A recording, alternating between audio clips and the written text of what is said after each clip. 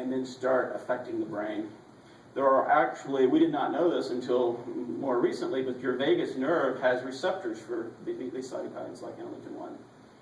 So things happening out here, it's a sensor to go straight to the brain that says, hey, we've got something going on, we've got stress, we've got to do this sickness behavior, this response.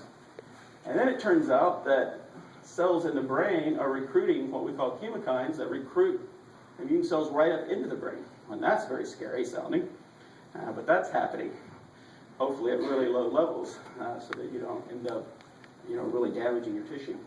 So we now know over the last, 7 or 8 years, the pathways that are coming up. And so these are all targets for drugs and for interventions that are going to be coming real soon.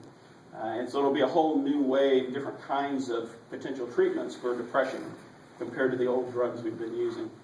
And we're hoping we can even skew things back to where people are cured.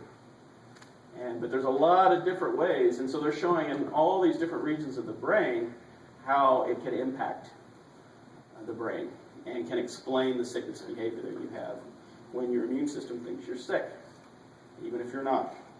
And so things like serotonin, the turnover is altered when you see these acute cytokines if you're exposed.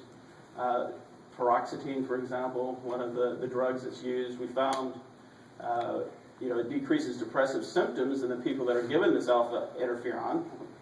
So you induce this depression with this drug that's normally just something that your body would make to an infection.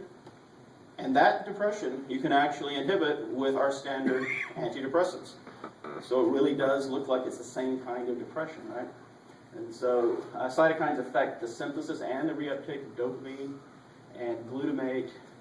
And so it's becoming really clear that these are all linked, that this is all part of the homeostasis of keeping things in balance and protecting you. Because your behavior is really important to protect you from the next infection. And how do we change that? Well, we do it up here in your brain, right? We tell you your immune system, if I'm your immune system, I'm just telling you, look, you're really, really sick, even if you're not. But it'll keep you from going. And so the things I started talking about with the hippocampus and the amygdala giving these signals through the pituitary gland to the adrenal cortex, what we know now with this, which normally you would have this cortisol feedback, is that immunotransmitters for the immune system are working at all levels of this.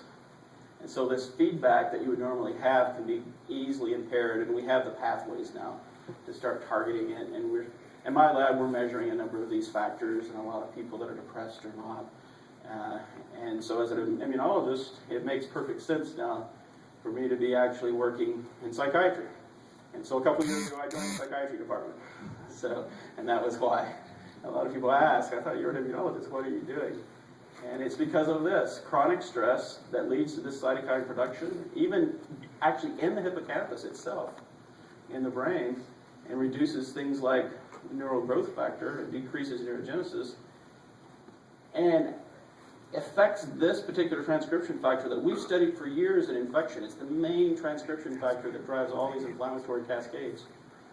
So it's all linked up. And it's really exciting to us that are super geeks about it. But in summary for this, and I'll see how much time I have to tell you about the last little experiment, like 2 minutes. So stressors activate inflammatory cytokines in the innate immune system. Doesn't matter what kind of stressor, right? Psychosocial infection. And then these cytokines via pathways back to the brain induce behavior.